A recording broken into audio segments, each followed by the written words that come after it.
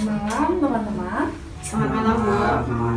Oke, perkenalkan nama saya Cica Ayu. Teman-teman di sini bisa manggil saya Cica. Di sini kita akan melakukan proses konseling ya, yang mana proses konselingnya ini konseling kelompok. Oke, mungkin dari teman-teman boleh diperkenalkan dulu, mulai dari Mbak yang sebelah sini, silakan. Baik Ibu, perkenalkan nama saya Sarah. Perkenalkan nama saya Tia. Baik Ibu, perkenalkan nama saya Reza. Oke, berarti teman-teman ini satu kerjaan, satu kuliah atau gimana kalau boleh tahu? Kami Satu satu Kami kampus. satu kampus. Oh, satu kampus. Ya. Baik. Gimana kabarnya hari ini? Baik. Alhamdulillah lumayan. Cuaca hari ini cerah ya? Iya, Bu, cerah. cerah. Oke, alhamdulillah. Baik, kita akan memulai proses konseling kelompok yang nantinya proses konseling kelompok ini akan bertujuan saya sendiri akan mendorong teman-teman supaya bisa jadi pribadi yang lebih mandiri, supaya bisa menjadi pribadi yang lebih diri sendiri, seperti itu. Kemudian dalam proses konseling ini teman-teman tidak perlu untuk takut untuk perihal kerahasiaan, karena saya akan menjaga kerahasiaan teman-teman sesuai kode etik psikologi dalam perihal konseling. Oke, kita langsung mulai saja. Mungkin boleh diceritakan kalau dari Mbak Sarah, nih dari Mbak Sarah ada masalah apa? Silahkan. Kalau saya lebih ke tidak menerima kritikan-kritikan orang lain, karena saya merasa pendapat saya, solusi saya, dan apa yang saya utarakan itu sudah benar dan paling benar. Tetapi ternyata banyak sekali di antara sekitar saya tidak menyetujui terkait pendapat saya atau usulan saya, solusi saya, dan saya itu merasa mereka tidak menyukai saya. Seperti itu. Oke, baik. Kalau dari Mbak Tiana? Kalau saya, Bu, saya tuh tidak ingin orang lain itu lebih dari saya. Mulai dari fashion, cara saya, apa yang saya gunakan, itu saya tidak ingin tuh orang lain itu lebih dari saya, Bu. Seperti itu, terima kasih. Oke, kalau dari Mas Reza? Baik Bu, kalau dari saya tuh saya ingin terlihat lebih baik di atasan saya. Jadi di suatu kerjaan tuh saya pokoknya ingin lebih unggul. Namun saya tuh sadar kalau teman saya tuh lebih pintar dari saya. Nah, tapi di situ saya tidak mau kalau yang dianggap pintar ataupun dianggap baik ataupun dianggap yang lebih unggul itu teman saya. Itu pokoknya harus saya. Nah, saya mempunyai kepribadian seperti itu, Bu. Oh, baik. Oke, jadi kalau saya dengar keluhan dari teman-teman di sini, saya berdasarkan psikologi yang saya pelajari, teman-teman mempunyai kepribadian yang cenderung narsistik. Apa sih narsistik itu? Narsistik itu adalah teman-teman cenderung ingin menonjolkan diri sendiri, yang mana cenderung teman-teman itu tidak ingin terlihat lebih wah daripada teman-teman yang lainnya. Selain itu, teman-teman akan cenderung bahwa merasa bahwa orang lain itu bisa menerima teman-teman. Teman-teman tidak ingin menerima kritik, tidak ingin menerima pendapat dari orang lain. Seperti itu. Oke, teman-teman boleh cari posisi ternyaman untuk duduknya. Silakan. Sudah? Sekarang pejamkan mata. Tarik nafas. Hembuskan. Tarik nafas lagi. Hembuskan. Sekali lagi tarik nafas. Hembuskan. Boleh dibuka matanya. Apakah teman-teman sudah merasa sedikit rileks?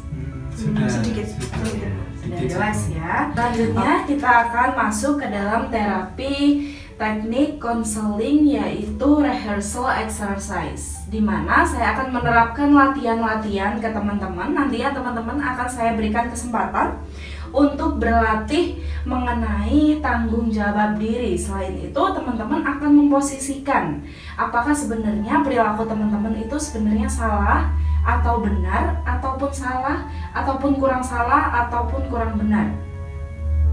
Kita mulai dari Mbak Sarah. Menurut dari Mbak Sarah sendiri, perilaku dari Mbak Sarah itu tadi baik atau buruk atau bagaimana? Menurut saya perilaku tersebut itu kurang baik ya, Bu, karena kritikan-kritikan yang teman-teman sampaikan ke saya seharusnya saya terima dengan baik, dan nanti saya olah ke kalimat-kalimat yang selanjutnya. Saya pikirkan, saya introspeksi apakah kritikan mereka itu ternyata membangun atau hanya menjatuhkan saya. Oke, kalau dari Mbak Sarah dengan penjelasan seperti itu, kira-kira tanggung jawab dari Mbak Sarah itu apa yang nantinya Mbak Sarah bisa mengakui dan menerimanya? Tanggung jawab saya harus menerima semua kritikan-kritikan dari siapapun, dan saya harus bisa menerima diri sendiri bahwa kritikan tersebut bisa juga membangun saya menjadi lebih baik, ataupun kalau misalkan kritikan tersebut negatif buat saya pun tetap akan menerimanya. Sudah siap untuk menerimanya ya berarti ya. Oke, selanjutnya dari Mbak Tiana. Kalau dari perilaku Mbak Tiana sendiri seperti itu, menurut Mbak Tiana bagaimana? Silakan. Saya menyadari bahwa perilaku saya itu ternyata tidak baik ya. Karena di dunia ini tuh manusia tuh memang bukan hanya saya saja. Dan tanggung jawab yang mungkin saya akan lakukan, saya akan lebih menerima orang lain dengan gaya bajunya, atau mereka emang mau lebih dari saya, itu mungkin saya harus menerima itu. Berarti Mbak Tiana siap ya jika seandainya ada orang lain mungkin melihat dari style Mbak Tiana yang seperti A atau B, kemudian ada orang lain meniru style Mbak Tiana nggak apa-apa ya? Iya, nggak apa-apa, karena di langit masih ada langit. Benar. Oke, kalau dari Mas Reza, bagaimana dengan Mas Reza?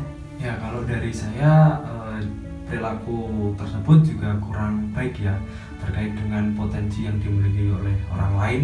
Itu memang benar-benar harus orang lain itu capai, dan benar-benar orang lain itu yang mendapatkan apresiasi, bukan saya. Dan di situ juga saya juga harus sadar bahwa saya itu kurang mampu dalam hal tersebut.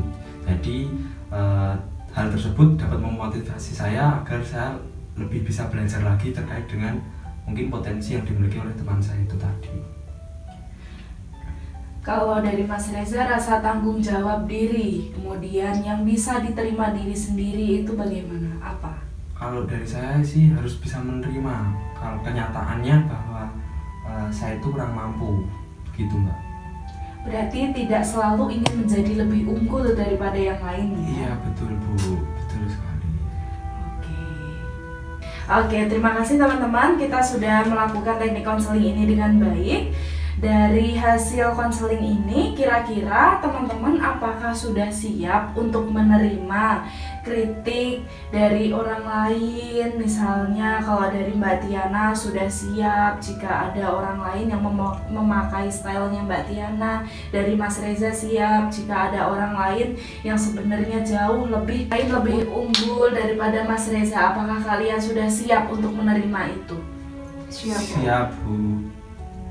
Sekarang bagaimana perasaannya teman-teman setelah melakukan konseling ini? Apakah teman-teman sudah merasa jauh lebih baik?